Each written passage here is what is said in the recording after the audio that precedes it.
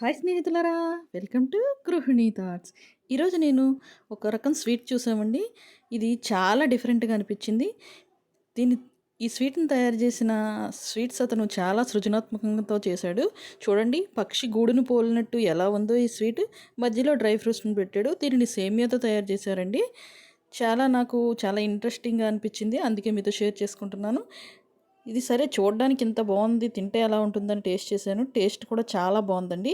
మీకు ఎప్పుడైనా ఈ రకం స్వీట్ కనిపిస్తే టేస్ట్ చేయండి, ఎలా ఉందో కామెంట్ చేయండి. ఇలాంటి ఇంట్రెస్టింగ్ వీడియోస్ కోసం నా ఛానల్ని షేర్ చేయండి, సబ్స్క్రైబ్ చేయండి ఫ్రెండ్స్. Bye bye.